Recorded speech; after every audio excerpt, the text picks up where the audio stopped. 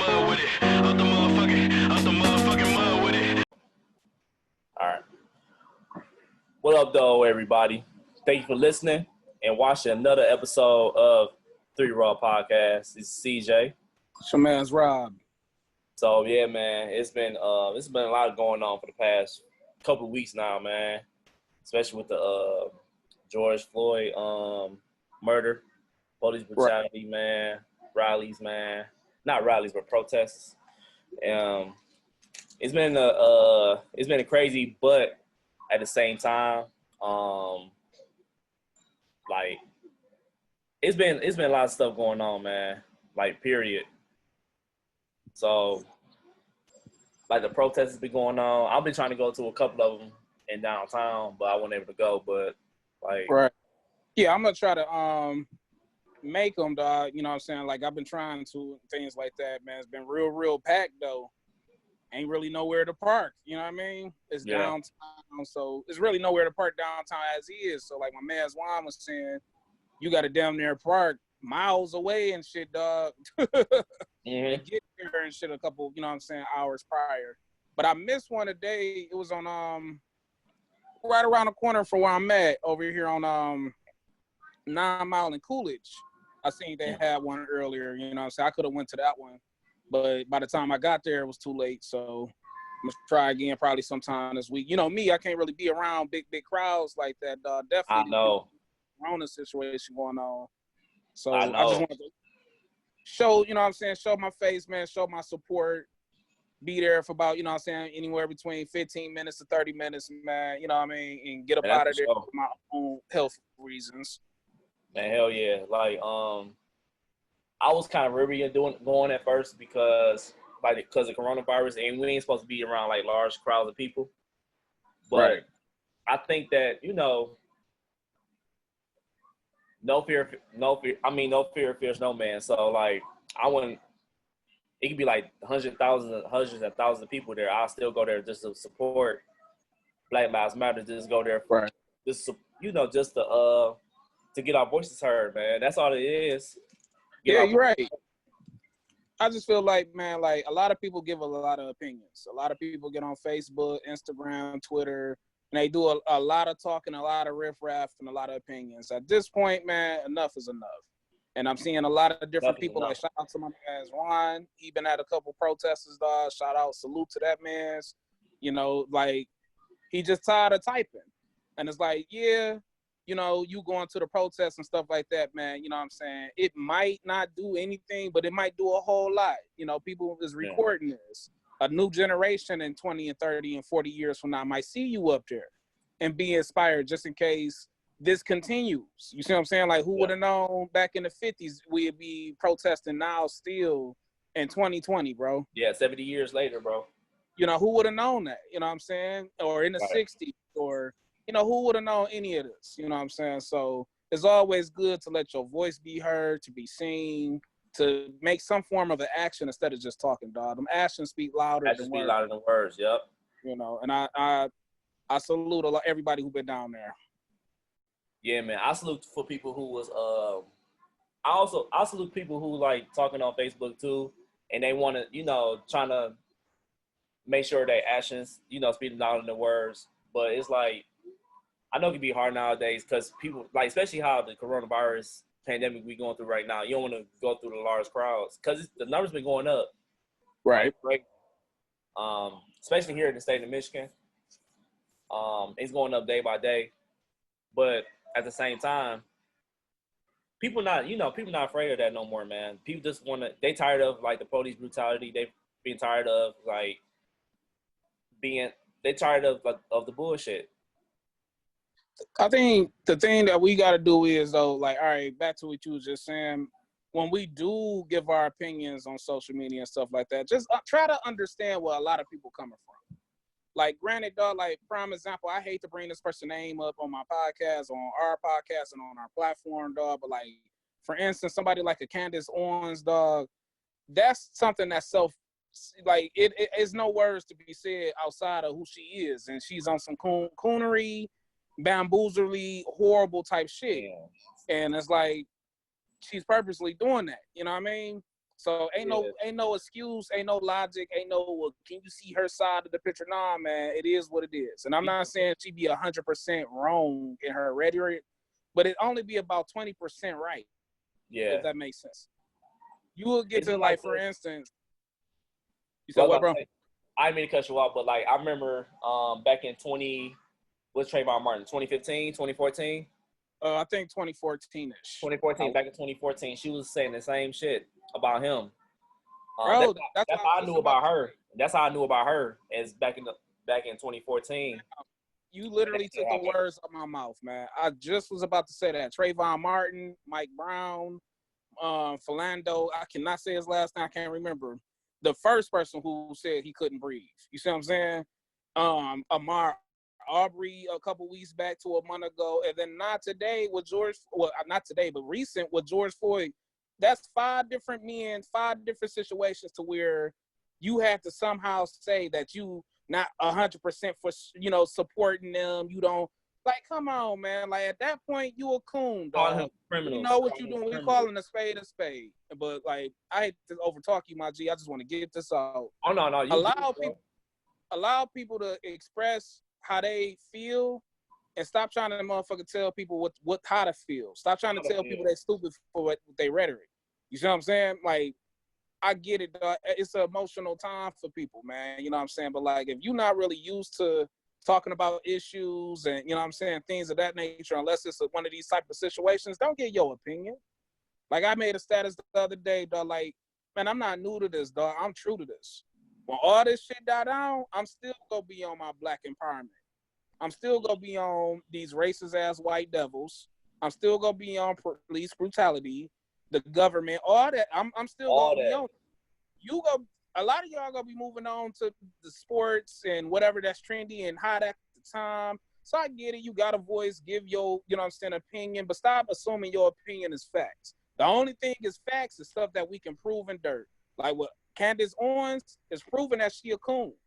It's proven. There's nothing else we can say. We gave her multiple times in situations. And every time somebody died, that's, you know what I'm saying, of African descent, black or whomever, and the scene race related or justified somehow magically, she's not supporting him all the way. He wasn't a saint. He wasn't, like, you saying a whole lot of shit that they use in white supremacy. Coonery, bro. Coonery. So, especially with Drew Brees, man, I remember back in 2017 when Colin Kaepernick was first kneeling. He initially said that he don't support people who kneel on the flag, and a couple people got on his ass at that time. Right. It's been images circling around back in 2017 of him kneeling with his teammates. But shit, when you think about it, he was sitting down originally, and then the military got on his ass saying that if you sit down during the national anthem, that's very disrespectful. So he ended up kneeling during the national anthem. But once a racist, always a racist, bro.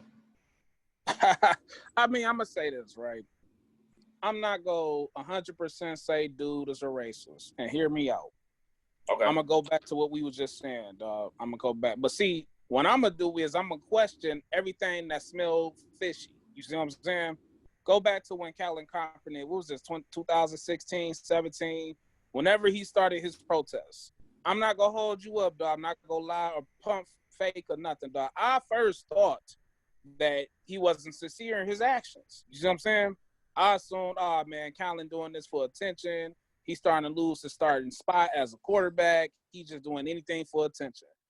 About 6 months in, I realized, no, dude was kind of sincere, dog, because he was actually on the battlefields, man. He was actually in the front lines. He was actually motherfucking creating a whole lot of sponsorships and nonprofit organizations and just whatever, giving back his money, doing whatever for the cause, man. So I saluted him. You see what I'm saying? I was wrong. My rhetoric is wrong. And I was a little bit skeptical. I was a little skeptical as well. Right. So, No, I ain't about to say nothing. I was just saying I was skeptical at first. I I was like, I thought he was basically doing it for clout too. Right. And it's And like, and he's just then after a while, I say like after that 1 month, that's why I seen like all these like journalists was like clowning him because like they're saying he was kneeling. It was very disrespectful him kneeling during the national anthem. But and if you could recall, bro, like all them years ago, I had my own struggles and issues going on. So like, it took me a while to deep dive to see if he was really sincere or not. And that's one thing that I can admit and hold that ill to. Like, I was wrong in that. But then again, I wasn't really focused in on a lot of different things but me. You see what I'm saying? By the time I really deep dive to see, like, let me see if he's sincere. I don't want to just judge people off my personal opinions. You see what I'm saying? I want to have the facts first or something solid that I can stand on. And I did the research, and the facts was he was putting his actions into his, you know what I'm saying, his kneeling. When we go and look at the, you know what I'm saying, the pictures of Drew Brees, of him kneeling and things like that, it just gives off the notion that he understood where Cap was coming from. We get it. All the white people was ignoring it at that time. You got to even understand the only reason why they trying to make it seem like they understand now is because they're afraid of the backlash, because they looking at the world protesting. They're not just looking at one state or maybe two. All 50 states then protested in multiple countries around the world, whether it's London, parts of Africa, France, Italy, etc., has been protesting about American issues. You see what I'm saying? So, of course, these big corporations like the NFL and, you know what I'm saying, et cetera, want to make it seem like now they understood what Cap was coming from the end, bro. Yeah. These people is very highly intelligent. They understood that then. They don't understand that. want, Especially they Roger understood. Goodell. He understood So what he went through. when I'm looking at it with the Drew Brees situation is, man, timing. If you can't see how that was bad timing for you to out the clear blue bring up this whole, you know what I'm saying, kneeling, you know what I'm saying, situation now out of all times with the George, you know what I mean, Floyd situation going on, come on, bro, that's a little fishy. You know what I mean? That is fishy, bro. Like, I'm not going to call you racist because in your, you know what I'm saying, PR, because we all know it was a PR apology. We all know that. That was clear as day. And your apology, and even in your statements, nothing race-related was really said. It was more aimed at, you know what I'm saying, a lack of respect to the military, etc. But from jump, they told you, well, Colin Kaepernick said it wasn't no disrespect. It's pictures of you kneeling as if you understood then. So you understood 2-3 years ago, but now all of a sudden, you didn't forgot this? You didn't forgot his pictures and games and shit like that of you understanding all this. Going in one ear, out the other, bro. You see what I'm saying? So I'm not gonna call you racist, but bro, you really smelling like perch right now. You really right now, man. And at this point, I'm keeping my eye on you, bro. Period. Ain't no ifs, ands, bro, or the buts. whole world keeps its eye on Drew Brees, though, especially with the upcoming NFL season coming up. They gonna keep an eye on him, especially me. Right. And I feel like we got to stop using, and I hate to say it, I'm not trying to dog or bash anybody's religion or anything like that, but we got to stop using our religion and faith as into forgiveness when they don't do it towards us. This is why we stuck and been stuck where we've been at for 400 years now. And I mean, I get it. Like one of his teammates said in so many words, like, like in so many words, since I'm a Christian, I was raised Christian. In so many words, I'm forced to accept his apology. Never said that he believed it. Never said he thought his apology was sincere. None of that. He just simply said, like, well, the Christian man in me has to accept this apology, so I forgive him and let's move on. No, not that's the problem. The moving on part is the problem. You can forgive, but like, let's not forget. So let's not move on. They don't move on from us, bro. You know what's crazy? You know what's crazy, bro? I was reading some of his teammates' tweets. Because, you know, the day after, like a few days after Drew Brees said what he said and apologized, you know, Donald Trump was, he was tweeting about Drew Brees. He shouldn't have to apologize. Because, I mean, he made what he said. I mean, if you, like, kneeling during the national anthem, that's very disrespectful. And Drew Brees combated his comments saying that, I mean, he should not be that way, whatever like that. And then, you know, a few of his teammates was defending Drew Brees. Well, see, it's always gonna be that, bro. It's always gonna be because, like I said, man, they started to put faith and religion into logic, and the logic will always be it's pictures of motherfucking Drew Brees hanging with Donald Trump. For years, Donald Trump just said he was a Drew Brees friend. This ain't nothing new. You can go back to old tweets. You see what I'm saying? The greatest quarterback of all time. I mean, and it's cool, dog. You know, you can like who you like, man. Ain't nothing wrong with that in that rhetoric. But when it comes down to this, Drew Brees understands that he live in a city and play for a team that's majority is black. He knows, you know what I'm saying, what he said was insensitive and very fishy at the time. So, of course, he can't agree with nothing Donald Trump. If he say anything and agree with anything Trump said after that, bro, he canceled and he damn near got to retire. And I'm not saying don't believe what Trump was saying or do, but at that point, man, come on, fam, dog, it's smelling real perchy right now. It's very fishy. You know, all this shit. You think it changed the morale in the locker room? Man, bro, the only way the morale in the locker room will change if somebody black come in there preaching. If you get like a Ray Lewis type motherfucker to come in there and God forgives and Bible thumping, dog.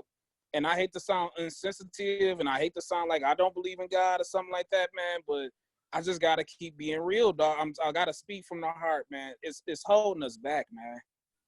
It's holding us back. It is. It's holding us. They don't forgive us, bro, for nothing.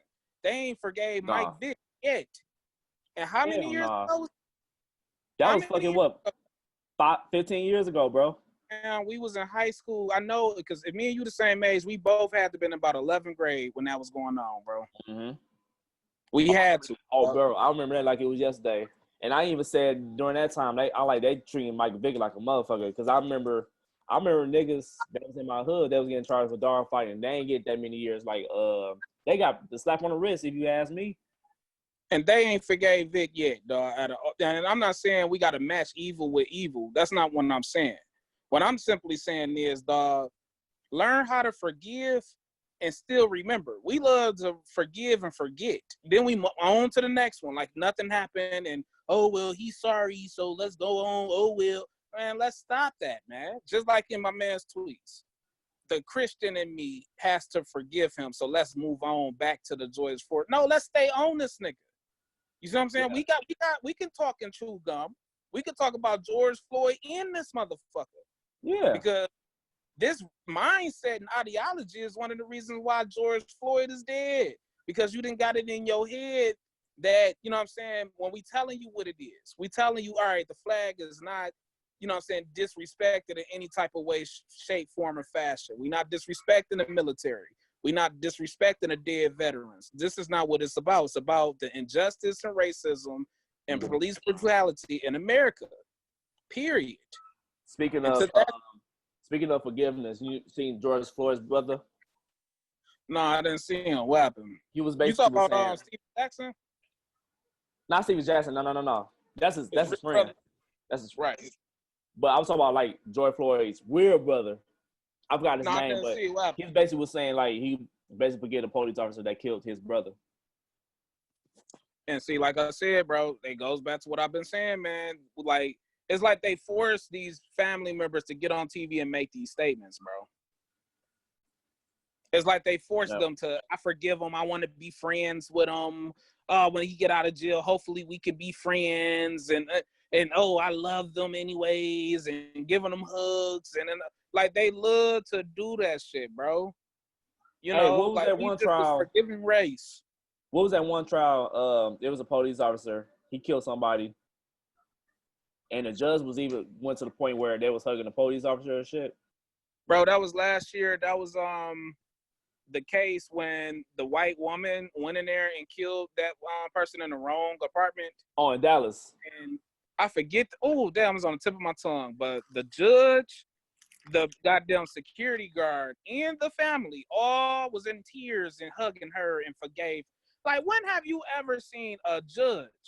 Oh, and they love to get the sisters. They love to get this. They love to get the motherfucking Diamond and Silks, the Candace Owens. They love Omarosa. They love to get the black sisters to do that shit too, bro. When have you ever seen the fucking did the judge get up and hug OJ? Nope. They hate that man to this day, bro. And he was found not guilty. Mm-hmm. A motherfucker get found guilty, and she knows she guilty of for real murder, and she get hugs and crying and forgiveness. Yeah. And when she gets out of jail, I hope we can be friends. And but I'm man, telling you, get black man, out of it's here. like this. Black men get treated like shit, man. I'm telling you, bro. Man, we better stop that bullshit, dog. Like for real, man. Yeah. I just love the fact that all of us is coming together and like protesting, you know, for what's protest against the police brutality, man. Especially what's going on in Minnesota. And Mm-hmm. I was praying for the family, man, like for real. And you been to Minneapolis before? Nope. You? Yeah, man. It's a beautiful city, bro. It's a beautiful city. I hate the fact that, you know, it's all messed up and everything, but at the same time, it's like, you gotta, you know, do what's right. I mean, you gotta get your voice heard. And that's the only way we know that we get our voice heard, bro. Bro, no matter how, all right, depending on how you get your history, right? Some people get their history through faith, you know what I'm saying? The Bible, the Quran, you know, etc. Some people get their history through school, right?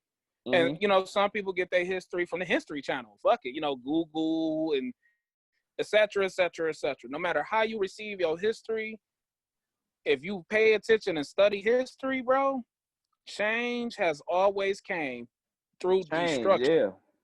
It's always come through pain and destruction. Change, no matter how you want to cut it or slice it.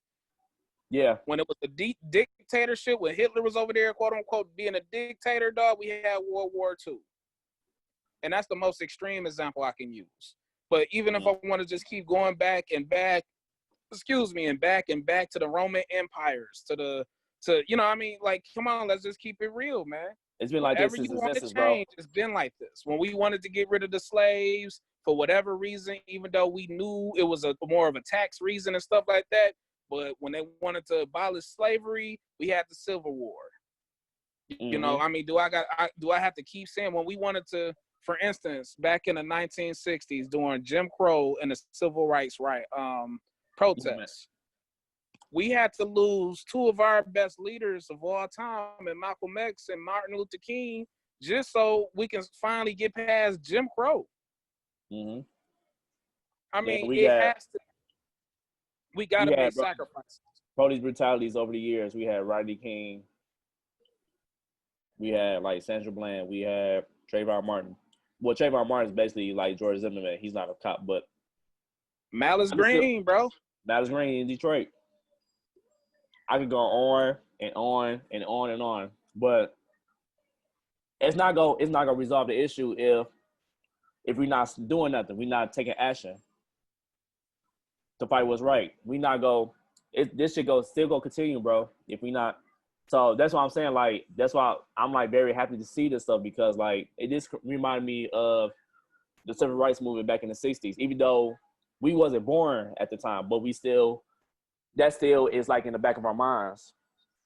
Because after all the years, like grandma been telling us this, our mothers, our dads, in school, it's in the back of our mind.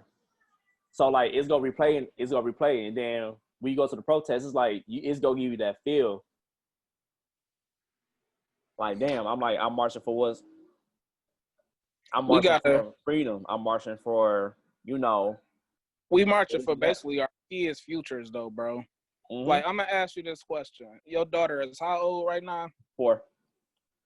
Could you imagine, fam, when your daughter turned 35, that she got to go through all this with her child? I can still imagine now, because I can still imagine at that time too, because it's never ending, bro. It's never ending. And that's the problem. I'm not saying it's supposed to, you know what I'm saying, be an ongoing cycle. I'm not saying it's supposed to end. What I'm saying is we have to take it upon ourselves in this generation right now to make sure this situation, I'm not going to say the last, but it's getting nipped in the bud to the point where the next motherfucker is going to be afraid to do some motherfucking shit like this. Mm-hmm. You see what I'm saying? It's like, bro, like, let's go to the Rodney King situation. The dude got off. Let's go to Trayvon Martin situation. He got off. Let's go to Sandra Bland situation. Nobody was prosecuted or nothing in her death. They tried to make it seem like it was a suicide. And So then like all the situations, bro. the police officer down in Baltimore, he got off on killing Freddie Gray. Come on, bro. You could keep saying it. And it seemed like every situation, or just like the last situation we just previously was talking about when the judge was hugging the officer. Then they get these little to nothing sentences, and then it's still all this forgiveness and all this hugs and I forgive. And it's never, look, you killed this man, unjust. I'm giving you life in prison without the possibility of parole, or I'm giving you death row in certain states that got death. I'm giving you 25 years max, and you eligible for parole in 20 years. Somehow extreme shit we get, bro. And people want to talk about black on black crime. Well, I gotta say this, bro. A lot of these motherfuckers want to bring up black on black crime now. Ain't brought up black on black crime, bro, in years. Right. In years. But now all of a sudden, at the last 2 or 3 months, with all this racism and shit like that going on in a motherfucking worldwide pandemic, mind you. Now all of a sudden you want to talk about black on black crime. And ask yourself this question. When a black man kill another black man, dog, do he get 10 years in prison? Definitely if it's seen motherfucking premeditated. Oh, he get life. Get the flying. Why the hell is you bringing up? Throw away the key, bro. All these cases seem fucking premeditated, and if it's not premeditated, it's still with the intent to kill. So that's murder too. And we done seen Zimmerman, we done seen all these people get off. But you want to talk about black on black crime? We ain't seen every now in the blue moon you might see a black man get off, but the motherfucking prosecution rate is 95%. My G, black. Death row, black. Doing life in prison, black. Doing 20 plus years in prison, black. But you bringing up black on black crime now? You coon ass motherfuckers, man, need to get motherfucking DDT to some shit, dog. For real, man. Timing is everything, man. And like, life is chess, man, not checkers. Once all this shit is over with, I'm gonna see if y'all still want to talk about black on black crime, fam. I'm gonna see if y'all want to get down to the solutions about, because I'm down for it. I'm all for it. I'm all for the betterment of my people, dog. I'm all for peaceful resolutions and all that shit. But a lot of you motherfuckers only saying that shit now because you motherfuckers is motherfucking narcissistic. Y'all motherfucking got ego issues. Y'all mad because the motherfucking spotlight is getting away from all the bullshit and the drama that y'all got going on in y'all everyday lives. Yep. Y'all mad that y'all can't relate to shit. Bro, they getting exposed every day, B. They getting exposed, dog. And my whole thing is I'm all for it, dog. In a year from now, once all this died down, I want to see what solutions you done came up on to keep some of the black crime down. Right. I'm gonna see if you gonna be out there helping with these kids. I'm gonna see if you gonna be a motherfucker to try to keep them out of trouble. To a big brother, a big sister, a mentor. I'm gonna see if y'all go motherfucker donate $5 at least to one of these goddamn programs or nonprofits. Let's see if you got motherfucker put your motherfucking actions to your mouth. I'm just saying, my G, bro, I'm tired, man. I'm so tired, dog. I know, bro. I know. And you know, it was this one lady in my I used to go to Henford Community College, and I was in this African American Association program, and we was all about empowering the African American community, empowering like black businesses, people, you know, black people that's in college that's willing to be successful. That's what we was all about. And I remember when this came up, when George Floyd was taking place. She had hit me up. She was basically like, I want to start back this program we did about 10 years ago. We was at in college. So I'm like, yeah, that'd be cool. We can do that, you know.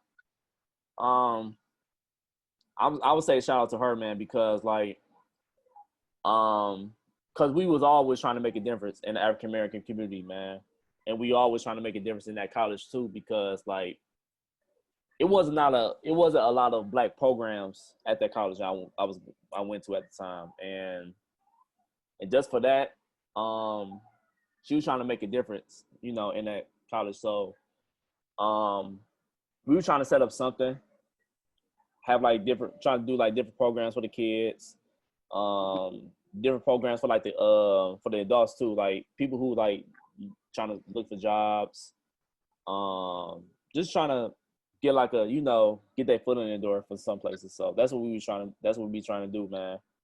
And shout out to her, like for real. And shout out to other people like my brothers and sisters that's been starting like these businesses during the pandemic, man. Shout out to them for real. I know we've been doing that for the past few episodes, shouting them out. Like I'm salute everybody, man, like for real. Cause like right now, we need all the support we need, bro. Preach, man. All these organizations, all these like big companies coming to support Black people. You heard about this guy from Reddit? Go ahead, put everybody on game, bro. So the CEO of Reddit, I don't know how you feel about this, but the CEO of Reddit, he resigned his I know what you're talking about. Man. Yeah, he resigned because he wanted like a Black person in his seat. I'm not gonna hold you up, bro. It seemed very pondering. It seemed like, you know what I mean, it might not would have happened if this George Floyd situation or the Ahmaud Arbery situation didn't take place.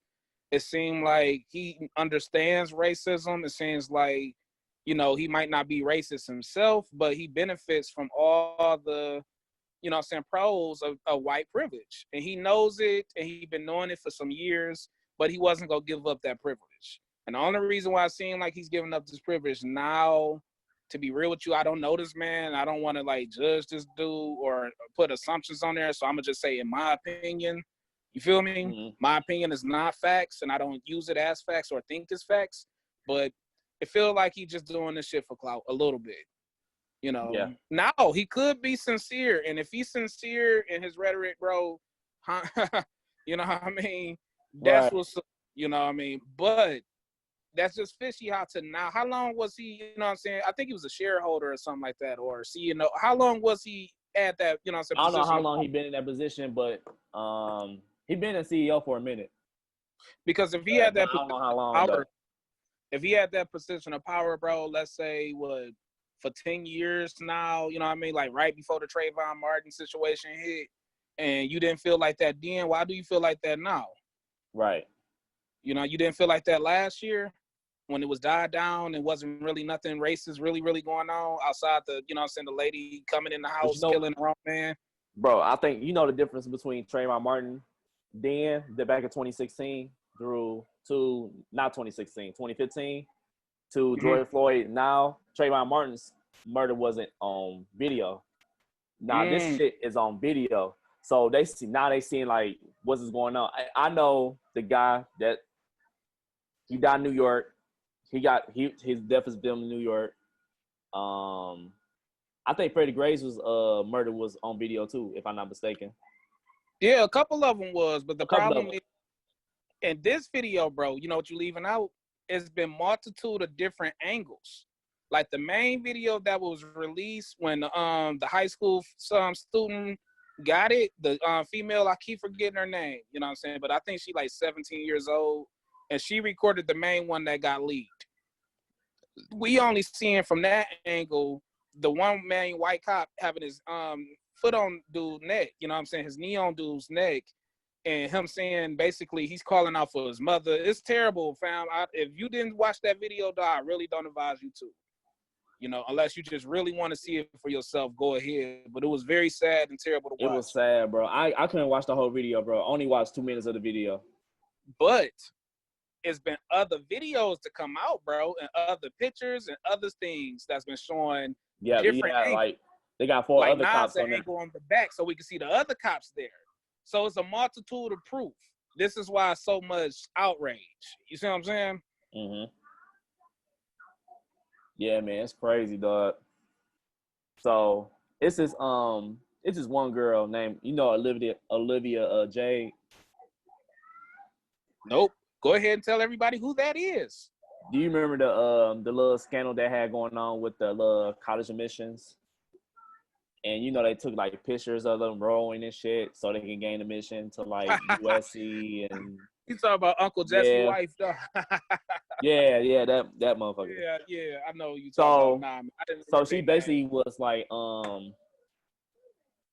I don't know. I'm trying to see what's your opinion on this one. So she basically was saying that she wanted to use their white privilege to prevent police brutality and all that stuff. She wanted to donate, to like different like black organizations and stuff like that. She was basically saying like the tone deaf comments on like white privilege. Like she basically want to use her white privilege In a good way, nah. in a good way. In a good way. Oh man, it's Let me see. Let me see. So she went on to say, let's see, and it makes me feel awkward, but that also fuels me. It makes me want to learn more and do more and be better for all my beautiful black friends and any other person who faces discrimination. And then she went on to say, I'm not racist. Right? I'm not racist and never have been. And I need to speak up about this because just not being racist isn't enough. It outrages me. It makes me feel sick. It brings me to tears. These should not be such a gap between people like this. We need to support and stand up to speak and use our white privilege to stop this. bro. I'm gonna say this. I'm gonna say this, my G. Man. I'm like, damn, she used the wrong words, bro. But go ahead. Man, look, this situation is going to create a whole lot of different people trying to use it as a photo op. And when I say photo op, I'm basically saying if I got some heat on me, I can deflect my heat and do something good. You see what I'm saying? So I'm gonna say all kind of retarded shit. I'm gonna try to make it seem like I'm photo calls. I'm gonna do a whole lot of shit that's outside of my character now because I already got people looking at me and judging me. And that's the easiest way that people can get back in good grace. You see what I'm saying? Prime example, Doja Cat. When she came out with them, well, when them statements got leaked a couple weeks ago, what she was saying on the internet, you know what I'm saying, prior in a couple years past, and her videos and certain songs and shit like that, dog, bro, she was canceled. Reminds you, Doja Cat been around for a couple years now. She never really spoke on no black issues. She ain't never donated to anything. She always was like in her own bubble, which is cool. You know what I mean? I'm not saying you gotta be you know what I'm saying, political or anything like that. But now, since this been going on, she donates $100,000 and she making these statements and just, so it's like it be PR, bro. You know what I mean? Easy like, oh PR, shit, bro. how to get easy PR. This right now is easy PR. It's crazy how a lot of people is dropping the ball on this easy PR, man. But it's like, I'm gonna ask you this question. When you know somebody might not be sincere, but you know, you might need the money or something like that, you know what I mean? Like, prime example, a lot of people, you know what I'm saying, been on Kanye West head the last 2 years, 3 years? How long that's been Shit, 10 years. Shit, if you 10 years. I'm talking about with this. I'm talking about with this Trump shit, man. What's been about 3 years now, 4 years, 4. something like that? 4. All right. So if everybody been on Ye head for about 4 years now, right? And calling them a coons and this, that, and the third, but he just donated a lot of money to George Floyd's daughter. Should they accept that? Or should they not? Come on, think about it. After taxes and all that stuff, that adds up to about like everybody getting like 600,000 or something, man. Now I don't got 100,000, let alone $10,000 to give George Floyd's daughter for her college future or anything right now. You see what I'm saying? Mm-hmm. So do I got the right to judge if they receive this money because simply Kanye West you know what? booming and et cetera, et cetera? Me personally, I will take the money. Right. But I would use that for a greater cause. So I would use for like, of course, I'll put it in the trust fund for my daughter. And then I could use that for like the scholarship. I could start a scholarship program for George Floyd and put it in George Floyd's name. The George Floyd Foundation, whatever, or scholarship program. I think you just hit it on the nose, bro, because that's what I was feeling like too. You see what I'm saying? It's like, a lot of people give a lot of opinions without thinking them through. You see what I'm saying? Like, wait a minute, hold on. George Floyd wasn't no millionaire or no celebrity or nothing like that. He was an everyday working Joe, average cat. You know what I mean? Who so happily was murdered by the police. Yeah. You know, and to be real with you, if this was never filmed, he just would be another one of a million. Yeah. I mean, and it's like this little girl is without her father. You see what I'm saying? That money is going to secure her future. And then, like you said, you could do even good for it. You see what I'm saying? You can make causes, you can donate to certain programs and certain events and create a whole lot of positive with this. You got personal feelings about Kanye, about his statements about the president and stuff like that. So you go deny the money? You go get mad at the money? It's weird, man. Bro, and it's always from somebody saying that, bro, who don't got a penny or a pot to piss in or to give nobody anything. You got to think about it too, bro. Like, you got to think about it too. A lot of these people, a lot of these celebrities donate to like black organizations. And, you know, the organizations use that for like greater causes. So, like, I would take that money in a heartbeat. Who wouldn't take the money? And my thing is this. But, bro, my thing that was I saluted about the Kanye thing was he donated the money directly to his daughter. He didn't give it to a third party or give it to NAACP or something that anybody could have took them funds and did whatever with. You see what I'm saying? Yeah. He donated it directly to this man's daughter who, for the rest of her life, don't have a father anymore. This girl not even 10 years old. She don't even realize the impact that she about to have once all this died down. She still don't have a father. When people forget George Floyd's name, she's still going to remember her father and how he was taken away from her at a very young age. Right. You know what I'm saying? But it's somebody right now with maybe $100 in their pocket. Oh, man, you just was calling Kanye a coon. Now you saluting him for giving that money. Like, man, is you even listening to yourself? Right. Like, is you even thinking about what you saying I mean, now? it's you know the crazy thing about it is the people that's talking the most shit is not doing shit. And they just keyboard talking. That's all. It's just the wrong time for that, bro, in my opinion. I just feel like it's the wrong time for personal agendas, personal feelings, personal issues, mad because, you know, I know a lot of narcissists, bro, on my timeline right now, like really mad because all this, you know what I'm saying, racial tension and issues that's been going on is taken away from people paying attention to their status and their page and they post. And I know a whole lot. Man, you know, that's sad, bro. And I seen the crazy thing is I see quite a few on Twitter. I mostly see it on Twitter a lot. On Twitter, maybe a little bit on Instagram. But like, I used to go past them. I don't say no shit. I'm like, this suck ass nigga. Let me just keep on struggling shit. Bro, it's crazy, dog. It's idiotic, bro. It's crazy, bro. I'll cancel their ass in a heartbeat, dog. Yeah, it's sad. Like I said, need to cancel because the narcissists, man. You need to get the fuck away from them. You got to, man. But you know, times like this Not always good for your expose health, really who. You know what I mean? Because it's like if you really that mad that this attention is going away from the bullshit attention you thought you was receiving from social media, you need help, man. You really need help, dog. You need help, man. It's the wrong. It's that's mental illness, bro. Bro, like I said earlier, life is chess, man. It's not checkers. It's about time. If you try to play chess fast, you lose. Period. You got to think it's a thinking man's game, man. And that's life. Life is about thinking and knowing when and when not to move. And I feel like a lot of people been exposing that they don't understand timing. Like bringing up black on black crime. Okay, that's a good point, but that's not the point at hand right now. That's the wrong time to bring that up. When it's going to be the right time to bring that up, you're going to be nowhere to be found. You're going to be talking about sports, LeBron James, this one, that one, the president, Trump. You're going to be talking about anything and everything but black on black crime when it's going to be the time to talk about it. You see what I'm saying? When it's time to talk about kneeling and the flag and all that, you ain't going to say anything, Drew Brees. Where was you at? You was kneeling with them. You see what I'm saying? Now we really seeing police brutality on film, and you want to bring up the kneeling in the NFL? It's not even an NFL season right now. Right. The NFL ain't scheduled to come back until September. What are you talking about? Exactly. My bad, man. My daughter had this balloon, man. Oh no, you got- good. Let's talk about this balloon now. Bro.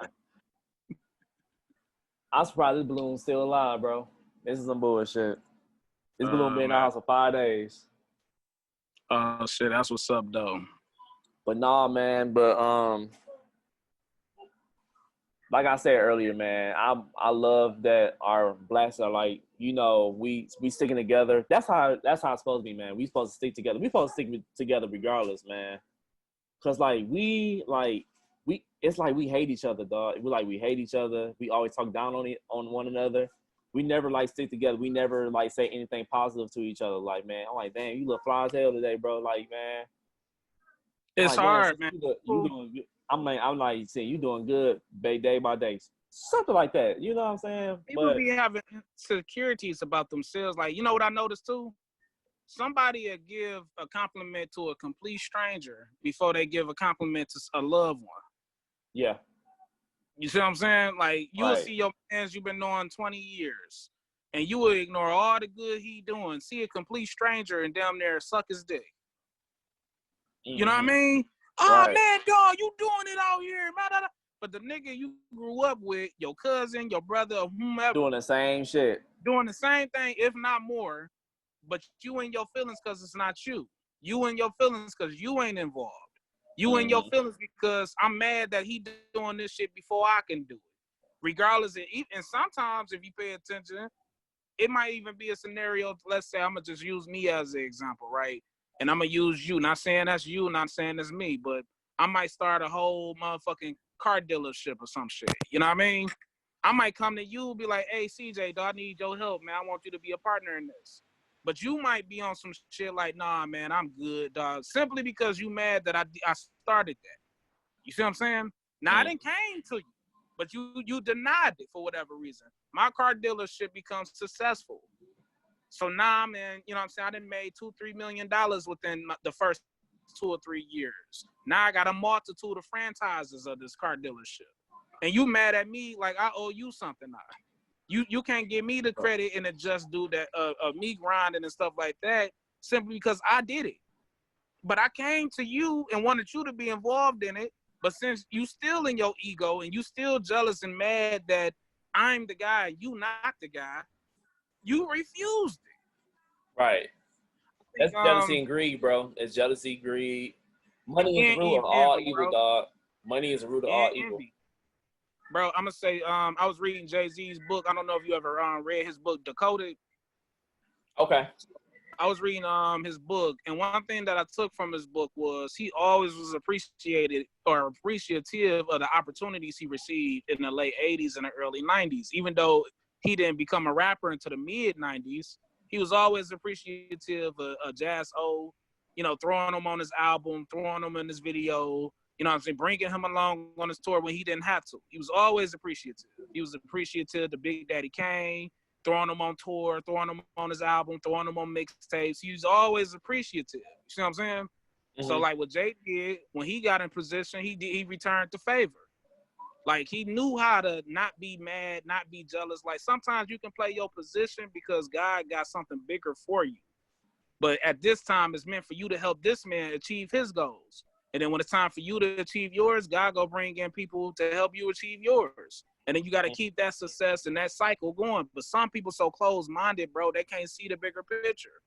If it's just not them, the main focus, they don't want to be a part of it. They don't. I don't know, man. We need to get rid of this jealousy trait that we have. I'm trying to think, man. It's been going on for so many years. It's like, one of our friends can make it to like, or like one of our homeboys, he make it to the music industry. Like he's a big time actor now. He's a big time businessman. You know what I'm saying?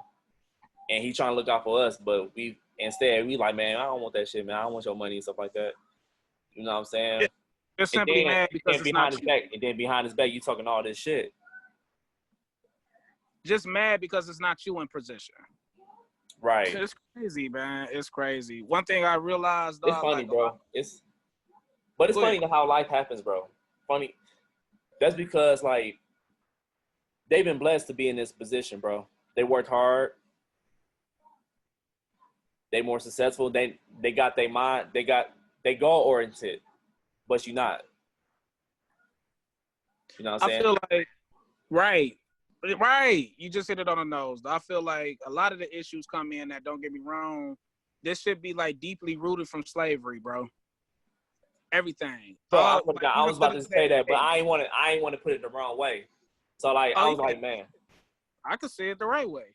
All this shit is deeply rooted from slavery, man. Like I be telling my friends all the time, dog, or just family members, my girl. It don't matter who. I'll be telling them, man. Like a lot of these issues come through because the things that went through slavery. You be wondering how in 2020. Well, let's do the math. Yo, grandma's grandma was 9 times out of what? 10 what? If not a slave, was born at the end of slavery. Jim Crow. And their parents were slaves. There you have it. Jim Crow was in the 60s, bro. The end of Jim Crow technically was 1967. We just in 2020. How many years is that? That's like 50 plus years. Let's go to the 70s. What happened in the 70s? They ended the motherfucking Black Panthers before the end of the decade. Going into the 80s, we had the crack era. And the 90s was motherfucking the results of the goddamn crack era. And then we had higher cases of like the of mass incarceration for African Americans. I was just about to go ahead, man. Help me talk, bro. California they started a 3 strikes law. Nigga, preach. Let's see what else. Let's see what else going on. Malice Green. Come on, man. Preach. Rodney King, of course. Come on, man. We had Tupac, Biggie. Then it was like the crack era, and then that's when I think crack cocaine was going on, and then meth was going on as well. They didn't want to focus on meth because meth is like a white drug, so they ain't really like allegedly. What else was going on in the 90s, bro? There was a lot of things going on. Bill Clinton. Okay, go ahead. So 2000s, we had 9/11. Oh, hold on. I can't let you leave the 90s just yet. A lot of Clinton correctional facilities was created too. A lot of prisons. The private prisons. A lot of private prisons. And on top of that, the 1994 crime bill, bro. All that was directed towards whom? Us. But go ahead. So 2000s, right? We have let's see, like drug trafficking and all that shit. Niggas was getting like 30, 40 years for like drug cases and shit. What else is going on in 2000s, bro? I mean, one of the major things that happened in the 2000s, dog, that covered up a lot of things that was going on within racism was 9/11. Now, I'm not about to be the conspiracy theory guy and say... I would say something about 9/11. I was about to say something about 9/11. 9/11. Right. You say Hurricane Katrina. I don't want to be a conspiracy theory guy to say, it was an inside job and this, that, and I don't want to be that guy right now. But what I will say is the war on terrorism or terrorists or whatever that shit was called. Terrorism, yeah. Technically, it's still going on now. It's still people over there overseas now from 2002, bro. You know what I mean? And it's like, when that happened, all America cared about was that. We didn't try to fix none of the issues within our community. We didn't try to fix none of the motherfucking problems that we had, none of the systematic racism that was going on throughout the United States. They started getting rid of a lot of these programs in high school in the late 70s, early 80s. But by the 2000s, the little ones that was still lingering around, like home ec and band and things like that was allowing a lot of Black African American. Yeah, they ain't no. It's basically like the arts program. It was the arts. Yeah, the arts programs, all that. And we seen that we was like the victim of it. We was a victim of it because like I remember back when I was starting off high school, I remember like a few alternative high schools was like closing. A lot of schools closing, period, especially in Detroit. I would say from the years 2000 and 2007, over 200 Detroit public schools was closed. Bro, I just was telling my girl this. I literally just was telling her this story probably yesterday or 2 days ago, bro. I was in band in middle school, right? First class, first chair and everything. You see what I'm saying? My band teacher kept trying to get me into like DSA, Cass King, Renaissance. I know you remember back then you had to fill out the application to go there, right? Yeah, and do the test too. Yep. And do the test and all that. So I think it was, if I'm not mistaken, dog, because this was back in '02 when we graduated 8th grade. You see what I'm saying? Yep. I think it was like Cass and King wanted me. They band teachers wanted me. You see what I'm saying? So they was just on some shit like, yeah, yo, you passed academically to get in. I'm not gonna say I was I'm not gonna say with flying colors, nigga. I'm not gonna hold you up, nigga, barely. You know what I mean? But I got in so many words. You know what I'm saying? My teacher, because I had to get 3 signatures and shit at that time. One of my teachers didn't want to sign a signature for whatever reason. You know what I mean? Fast forward the story, I wound up going to Central for my 9th grade year. I went to band, bro. The band teacher was like, I didn't talk to Mr. Riley. That was my band teacher from Winterhalter. He told me about you. Soon as second semester come in, I'm fitting you right in. So try to find a way to get me in the schedule for band. I'm like, all right, bet. At this time, bro, I didn't know nothing about semesters and none of that. We was going into high school. You see what I'm saying? Right. So second semester came, bro. When I like, what tell the fuck you, is a semester? yeah, I was like, what you talking about? You know what I mean? Huh? I didn't realize, like, nigga, January, nigga, it's whole new classes and shit. You see what I'm saying? Second semester came, bro, and that's when they got rid of the band program. So literally January wasn't no band. The band was gone. The band turned into art. Bro, you know what's crazy? I remember, especially Central, I remember when I was in elementary/middle school, I remember they came to our school, like Central. They came out, man, they used to be one of the best in the city other than King and Cass, bro. And when I say they trumper, I mean, I don't want to throw dude under the bus because I don't know if he's a fan or not, but I don't remember dude name anyway, so fuck it. When I say dude sucked, I'm like, yeah, I'm about to get up in here. You know what I mean? And I remember I had a conversation with Mr. Riley. That was one of the best teachers I had. That was my band teacher in middle school. And he was like, man, look, you smart, Robert, but if push come to shove, that band is going to be your ticket into a 4-year college. Like, that's a scholarship. He like, I went to a 4-year college on a band scholarship. He like, that's how I did it. He like, I'm not saying you ain't gonna be able to do it academically because I'm pretty sure you can. But if you can't, that band is your ticket out of this motherfucking city. He like, man, try your best to get up out of here. And that trumpet is gonna be your ticket out of here. So when I went for the second semester, all of a sudden the band programs throughout the city, bro. You remember. It wasn't no more band, bro. And it was like, damn, that ticket was gone. You see what I'm saying? I'm with the Demi in my 9th grade year, which was 2002, 2003. I don't remember. Demi. Yeah, bro. I don't remember us having no band class, bro. We ain't had no band. We ain't had no drama. We ain't had no ballet classes. Cause I remember I went to King, bro. My 10th grade year, we had all that. We had band, acting classes. We had drama. We had ballet classes, niggas. Like we had it all. Yeah. But when I was at Denby, bro, they even took swimming classes away, dog. They took what it was. I think I remember certain schools. Though I think King was it DSA, King DSA, and like 3 more schools in the city was able to keep their programs. But yeah, like all the middle school, remember Spain? You know about Spain, right? Mm-hmm. Spain Middle School was one of the best motherfucking middle schools in the city at the time, definitely for like academics, mainly the band. And whenever we had like a competition, we always went to Spain. They got rid of the band program at Spain, bro. Yeah, I heard that. Yeah, I remember that. So it was a lot, though. It was a lot of pick and choose, and it just was like, it just was what it was at that time. But you know what I mean? I will say this. The politicians. They was even talking about getting rid of the basketball and football teams a couple times. I know you remember that. Nah, football I do remember, but basketball I don't remember that. Yeah, they was talking about all that back then, man. That would be crazy, bro. Because think about it, dog. I don't want to bring race to it. I don't want to bring race to it. But Talk. What are the 2 major like sports in the black community?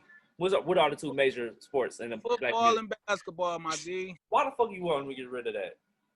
And think about it, bro. And think about it. Central, at the time, I think I gotta pull the numbers up.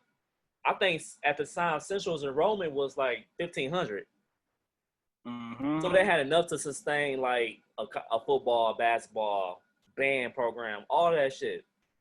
So do you remember? So I'm gonna ask you this, bro. Do you remember that first semester of 2002? Do you remember how many people was in that band class? Oh shit! It had to been about maybe 50, give or take, because every time I went up, yeah, it was a marching band, bro. You know what I mean? But Bro, when I went up in a marching band, bro. it was a marching band, and like when I went up in there, I never got a chance to really like observe. You know what I mean? I went in there and I sat in there for about maybe 30 minutes just to check out the trumpets. You know what I mean? Yeah. Like I said, dog, like they sucked, man. You know what I mean? So I was like, all right, yeah, this about to be an easy ass ride. You know what I mean? But it's just I like, this is probably why they closed the damn program. But I'm trying to find this enrollment, dog, because I got a bookmark on my in my website on my phone. But oh man, it don't matter. I went to Demi, I mean, bro. When I went to Demi, dog, I couldn't believe it because when I went to Demi my 9th grade year, we had 2,500 kids, bro. Bro, I remember every day, like I had to walk the hallways like this, like sideways, dog. Bro, it would be crowded. Yeah. It was a lot of people. Like that first year I went to Central. Like I said, it was just the year. So like the first year I went 9th grade, it was a lot of people there. 10th grade, it wasn't so many. You know what I mean? Yeah. And I noticed the decline, dog. Like, wait, damn, I know for sure about at least 100 motherfuckers ain't here. Probably more. You know what I mean? Yeah. And I'm not saying they all graduated, dog, because we're all the 9th graders at now. You see what I'm saying? Okay, here you go. So 2002, at Central, it was 1,118. That make about sense. Let's see. I went to Demi my 9th grade year, 2002. Let me see. We had 2,500. I know that for sure. Yep. 2,499, bro. And y'all mean to tell me y'all got no swim program, y'all don't have a band, y'all don't have no. Bro, I know it's like an interest, but you gotta understand too, it's like an interest. Bro, they had it, but why would we have that in an inner cities? Like you even just said it, bro. Like it was like you just said it. Swimming and all that stuff wasn't at Debbie, but when you went to King, it was at King. So they only picked and choose the better schools that keep certain programs. The schools that was quote unquote in the the inner city that was going to produce, you know what I'm saying, a lot of quote unquote minorities, they got rid of that, bro. Yeah. You go far out in the suburbs and things like that, all that shit is normal. They even got more things that we never had within our local cities and in our public school system. They even got all kind of wild shit. They go on field trips to motherfucking overseas and all kind of shit. Yeah. You see what I'm saying? And that's normal to them, bro. That should be normal to them. They got all kind of academics and lacrosse and hockey teams and all kind of shit, bro. We barely had a basketball football team. Mm-hmm. All that shit is systematically designed, fam. It's designed, dog, to keep us to fellas though. No, man. It's all designed. Bro, because at first I thought I was talking to somebody and they were saying that it was the same thing that was going on in Chicago too. They start losing a whole lot of schools around the same years. Hey, Rob, you know what's crazy? I was about to say, because I saw the YouTube video where it was some kids from Detroit, from Chicago public schools. They was going to suburban schools for like a day or two, whatever. And they want to show them like what programs they had that the school they went to in Chicago didn't have. Right. Whereas like the kids from the suburbs, they went from, suburban schools to Chicago schools for a couple of days to see how their school worked. Bro, it's like so different, dog. They like, damn, they got a marching band. We don't have a marching band. They got arts class. We don't have an arts class. Like, come on, bro. They got fishing class. They got soccer program. We don't got none of that shit. We only got all this shit we had was like football and basketball. That's it. No golf, no nothing. It's systematically designed, bro. Systematically designed. Mm-hmm. Because you gotta think about it too. It's a lot of money involved in soccer. It's a lot of money involved in tennis. It's a lot of money involved in baseball. It's a lot of money in lacrosse. Shit. And then P game, bro, you hitting it right on the nose. But the problem comes in that they still racist.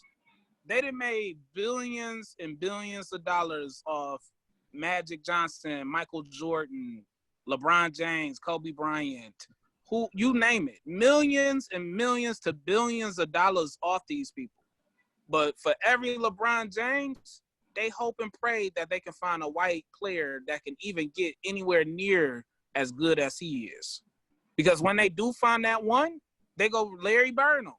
And I'm not saying Larry Bird was a scrub or bum or nothing like that because he Hey, far bro, you see how they did from. Christian Chandler, though? You see how they did Christian Chandler back in 92? When he got to the league, they did the same thing like they did Larry Bird. They gave him endorsements. Come on. They gave him endorsements. They gave him a lot of TV time. Come on. And then when he got to shits, they stopped all that shit, bro. We don't even have to go to 92. I mean, the 92, bro. We can go back to 2007, 2008. Adam Morrison. You don't remember him? Gonzaga. Come on. They had Gonzaga. him as the next Larry Bird. They said he was going to be. I remember that. Bro, they told me that he was going to be a better shooter than Dirk Nowitzki. They said remember Tyler Hansbrough, bro? Remember Tyler Hansbrough? Come on, man. Yes, I do. Troublemaker ass Tyler Hansbrough. That was my man's, though. I ain't going to hold you up. Psycho T, dog. Psycho T, bro. He ain't back down from nobody, bro. He didn't. Come on, keep it real.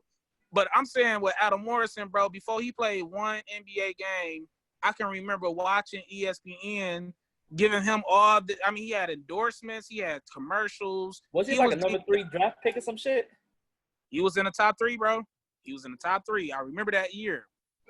Mm-hmm. And they really said and thought he was going to be the next Larry Bird. They was really saying that it was going to be his league in a few years. They did all this because they've been waiting on that player that they feel like that white, that they can fill in those shoes, that Kobe Bryant, LeBron, Jordan, etc. has been doing. The last time they had a player that was white that had that type of potential was Larry Bird, bro. Mm-hmm. That sound racist, but let's do the math. Let's be real right quick. I mean, they did endorse like Jason Kidd. They did endorse like Jason Kidd mixed though, bro. He a mixed man. At first he came off white. Remember he had the curls and shit like that, dog. Here. Yeah, remember that, dog? Mm-hmm. I feel like it was racist back in '94 when he had to share that Rookie of the Year with Grant Hill. I feel like Grant Hill could have just had that. You know what I mean? I didn't know at the time Jason Kidd was mixed. You know, I thought they like, oh shit, they just trying to give it to this white motherfucker. You know what I mean? Mm-hmm. But you know, you go to football, right? Why you think black quarterbacks, bro, only get one chance and that's it? Let's see. Because quarterbacks is designed how American football is designed. It's supposedly for a white man. Exactly, bro. We look at so many white players, though, regardless even if they was like Johnny Manziel and shit. Like Johnny Manziel, they promoted the shit out of him. What do you mean? You calling him his wrong name? They called that man Johnny Football, bro. You forgot? Johnny Football, the trademark name. Oh yeah, I forgot. Trademark name. Look, bro. Even if these quarterbacks in the NFL was starters, superstars, and they just simply big players, they keep a job, fam. The only way they don't keep a job, they retire themselves. If they still is somehow can throw the ball, they still gonna be on the bench somewhere. And I mean, this is just facts, dog. You know what I mean? What's the percentage of black players in the NFL? It's like a good 35%. Man, it's a good percentage, but just not at quarterback. That's why I just have to bring up the quarterback. You see what I'm saying? Because now we looking at Cam Newton. Now Cam Newton just led Carolina to a Super Bowl like 4 or 5 years ago. And you mean to tell me he still don't got a team? Bro. And he still don't got a team? Man, that's one of my favorite quarterbacks, bro. I love Cam Newton, bro. Come Like on, man. I got family in North Carolina, dog. They will vouch for me, dog, bro. Like I'm a big Cam Newton fan, bro. And they the same way. Like, Man, I I remember. think he one of my favorite elusive quarterbacks of all time, other than Michael Vick. But I remember Alex Smith, and you remember too. oh yeah, watch the Redskins, bro. He had to been injured, bro, at least the first 5 or 6 years of his career, bro. And he had a serious neck injury before, right? Like previously, right? He had all kind of injuries, bro. He kept being able to sustain a job, injury prone or not, throughout the NFL, bro, for multiple years. And you mean to tell me it's so many black motherfucking quarterbacks that I could just name off the top of my tongue that came and, bro, Eli Manning, dog. Eli Manning, bro. Bro, Eli, oh my God. I know Eli he won 2 championships. I know he won 2 Super Bowl championships. I get that. But bro, the last 5, 7 years, he's a bum, bro. How many years was Donovan McNabb really useful in the NFL before they got rid of him? Like 5, 6 years. Probably more than that. I mean, real talk, dog. Like Michael Vick, they did Michael Vick wrong, bro. Man, Vince Young. You still can't tell me why Vince Young wasn't at least a backup. Now, I'm not saying he had the best arm. I'm not saying he was one of the best quarterbacks. But it was no excuse to why after he left the Titans, that was it. Mm-hmm. It was no excuse. And Tyron Taylor, bro. Tyron Taylor, bro. Come on. He was the Chargers now, but he was balling with Buffalo, dog. Come on, man. We can keep naming them, dog. That's the sad part. We can keep naming them. I'm a football head, so I can name all the motherfuckers, dog. And we can keep naming. And I'm just talking about the scrub white quarterbacks that somehow stayed and kept the job. I remember Joey Harrington held on to a job for a while. Dog, don't mention his name. That makes sense. Bro, don't mention his name. That's the bummiest he held quarterback. Bro, after he left Detroit, bro, he held on to a job for some years. Tell me I'm lying. How? You're lying, bro. Chad Henne. How, dog? Chad Henne, dog. How, man? Come on, he was a good quarterback at Michigan, though. I'll say that. He was a good quarterback at Michigan, but shoot, after that. Come on, man. That's all I'm saying. Matt Hasselbeck, he lingered around for years. Like, come on, man. Ryan Fitzpatrick, bro. Come on, man. I bet you money, bro. If the Pittsburgh Steelers get rid of Ben Rapist, he would go, bro. A team will pick his ass up so damn quick. Come on, man. Come on, quit playing. Ben Wallace will be on somebody's roster probably within a week and a half. Within a day, shit. A day? Yeah, probably about a day. I mean, he still got an arm. I will say that he got an arm, but he's been injury prone too. He still got a job. I'm just saying, man. Money. They did my boy Le'Veon Bell wrong, dog. Keep talking. Please keep talking. They did Le'Veon Bell wrong. They did Antonio Brown wrong. Even though Antonio Brown set himself up, but they still did it wrong. Antonio Brown case is one of them type scenarios, bro, that depending on how you look at it, depending on how you go feel like or receive if they quote unquote did them wrong or not. You see what I'm saying? Now on the outside looking in, do look like he shot himself in the foot. That's what I'm saying. Like he did himself dividends. But I was saying like we were just. What do you mean? Then when they get tired of you, bro, but put it like this. When they get tired of you, when they can't make no more money off you, dog, regardless if you, quote unquote, still can catch the ball or throw the ball, you gone. T.O. Promise him. T.O. Chad Johnson. He still, Chad kind of did it to himself with the Evelyn situation. And they was tired of Chad Johnson just as long as they was tired of T.O. No, I was about to say, because they was tired of him before that, a little bit before that, because I think the Miami Dolphins was planning on releasing his ass in the first damn place. Right. Before that shit happened. Man, yeah, it's just, man, it's ice on the cake. Like, Kareem Hunt, dog. Even though he was on tape. But I still think they really didn't give him a chance. But, But anyway, man, I think. Bro, I'll tell you this. Go ahead, bro. How old is Johnny Manziel right now? 25, 26.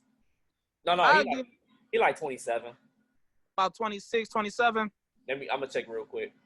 Okay. But I'm gonna give you this. 27. I'm gonna say 27. I'm about positive, fam, that he's gonna get another shot in the league, fam, before he turned 30. I can see that too. Cause think about it, SFL gave him a chance.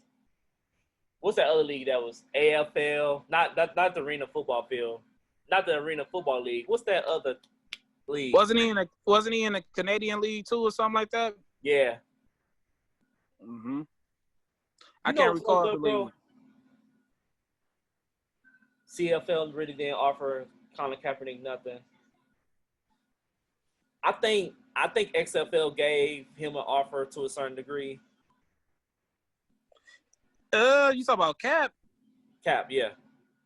What it was, dog, he was trying to dictate how much he should have been getting paid. They offered him a couple contracts, and he sent, like, put it like this: what they should have did was negotiated a little bit better, and I feel like it would have worked on both ends. But I think like Cap was like looking for a ridiculous amount of money at the time, and the one thing I feel like Cap should have understood was it wasn't like the SFL been around a few years. This was like their first real season that they was gonna really work outside way back in 2001. You see what I'm saying? Yeah. So like if they been able to really make the money, and then like the Corona fucked up the season, so bro, they lost money. You see what I'm saying? Dog, so just think if I'm hurt, bro. I'm hurt about that, dog. But look, do the math. Just think if they would have honored Cap deal, and then the Corona happened, and then now they probably bankrupt. You see what I'm saying? Because we didn't get a chance to like recoup on all this money. Like they was really banking on a season this year. You see what I'm saying? They was really banking on it. So it's unfortunate on both parties. I feel like hopefully once this all die down, if it all die down by next year, you know, hopefully Cap can say fuck the NFL and go to the XFL or something like that and blow them up. Give us an alternative league outside of the same one league that we've been having that's been dominated, that we clearly see they don't give a fuck about us for years and years. Bro. So I want to ask you this before we get up out of here. I want to stay on the NFL situation. I remember when. Let's see then. I was trying to ask you, dog. It's about the NFL. Remember they had a statement about they was gonna give teams penalties if they don't hire a minority. I think I remember something like that. Was this recent? It was very recent. This was like a month ago. Okay. So it's basically was gonna give some teams that penalty, like as far as like get rid of their like round picks, like first round, second round picks, whatever, and they don't hire a minority like GM or something like that. Oh man, but see then that still comes off as in like catering to a degree, not catering a good way, more like a photo op. Like you doing this only because it's trendy, or you only doing this because like, you know, all the attention is on y'all now. It don't seem sincere. If it was something sincere, it would have just simply would have been. You see what I'm saying? Like, come on, man. Like, think about this. How many former NFL players that's black that then came and went that probably qualified for a GM position? I'm not even talking about somebody that's business oriented. I'm just talking about people who just know the ins and outs of the league. That's African American black. You see what I'm saying? That you know for sure that, hell, I'm not gonna say Vince Young is one of the smartest, but I just use him as an example. You know for sure Vince Young knows the ins and outs of the game. You know he knows different players, different agents, different, you know what I'm saying, things of that. Why haven't somebody like him been a GM? You know, I mean, what's going on? Something like Emmitt Smith. Emmitt Smith, Barry Sanders. I mean, come on, bro. Sanders. I could go on. Deion Sanders. Bro, keep talking. And we don't even have to think about this. We talking about Sanders is one of the smartest football players, like on and off the field, bro. He's of all time. But peep game. We still just talking about players from the 90s, from when we was kids. What about the Ty Laws of the world? The people who grew up in the 2000s. You feel where I'm coming from, dog? And Reed, bro. And Reed. Bro, come on, man. Hell, nigga.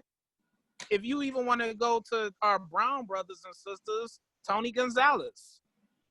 Okay. You see what I'm saying? Like He's it's a one of the lot of smartest them. players too. One of the best tight ends of the game, bro. Debatably the best tight end. You see what I'm saying? Debatably. But I'm just saying we don't have to keep going to the 80s You and want to say 90s. We can Antonio go to the Gates and shit? 2000s. I know he's from Central and shit, but I'm saying like, you know, I know he went to Central. Huh? What do you rank Gates? My bad. I don't want to just Number go two, off bro. subject. Number two, bro. Number 2 all the time? As far as tight end. Tight end, number 2. He in my top 5. He moved from time to time. He in the top I'll 5. take Tony Gonzalez number 1.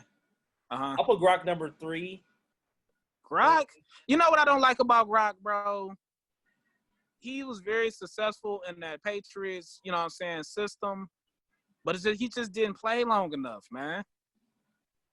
Mm-hmm. Like I didn't see, like we saw Tony grind out for some years, bro. We saw Gates grind out for some years. You see what I'm saying? Yeah. And it's like Gronk, and like bro, soon as he hit his prime, he was out. Yeah, and tight end is one of the toughest positions ever because you not only like going past, like catch the ball, you also block too. You do more blocking than catching sometimes. Yeah, bro, that's tough. You gonna get some big ass defensive ends and shit. Yeah. So I mean, they just as big too, but they more quick with their feet. Where you rank your man Shay Sharp? That's my boy. Top 5. You gotta think about it too. He had John Elway, bro. He had John Elway, dog. Oh my god, bro. That Denver Broncos team was a dog, bro. Yeah. But anyway, you got any final thoughts before we get up out of here, man? Man, you know what, man? I just want people to take a breath, man. Calm down, dog. Relax a little bit. Yeah. Think about all what's going on, man. Think about how you can change, you know what I'm saying? Basically, you know, the youth, the next era that's coming up under us. You know what I mean? The ages between 1 and, let's say, 15, 16. You know what I'm saying? Let's think about ways that in 20 or 30 years that they don't have to go through the same stuff, man. Yeah. That our parents and they parents and they parents and they parents been going through. You know, let's try to – it's going to be hard to end systematic racism, dog, but let's little by little find good ways and things like that to prevent or attempt to prevent a lot of this bullshit that's going on, dog. Love y'all, man. Be safe. Be careful out here, dog. The corona is still going on for those. There's still people sick. I had a couple people on my timeline who recently just been diagnosed. So be careful out here, man. You know, and that's all I really got to say, dog. Thank everybody for tuning in, man, supporting us, dog. You know, and I appreciate y'all. So I was gonna say a couple of things, and then I was gonna pick it back at what you were saying as well. I want us to continue to uplift each other, support each other, especially during this time, man. It's a good time to support Black businesses, man. I just love going up and down. I just love going up and down my timeline, seeing like all these like seeing Black-owned restaurants, like Black-owned, like just boutiques. It could be just like any type of business. I just love to see Black people grind, man. I just love to see people like support each other, man. That's all I'm asking for. And also, laugh to keep from crying, man. Laugh to keep from crying, especially what we going through, man. It could be hard because I lost a lot of people from COVID-19, bro. I lost a lot of people. I will say this. I lost about a good, like, as far as like close family, like 10 people within the past 2 years. And the type of people that I lost, man, they was like really close to me, and then also like they was funny as hell, even though they had like health problems. So I always say, laugh to keep from crying, man. Even though they gone, but you still gotta, you know, crack jokes on each other. Just, you know, make each other laugh, man, to keep from crying, man, because crying is only temporary. Laughter can go on and on forever. So that's all I gotta say, man. So thank y'all for listening and watching this episode. This is CJ. It's your man's Rob. And this is 3 Raw.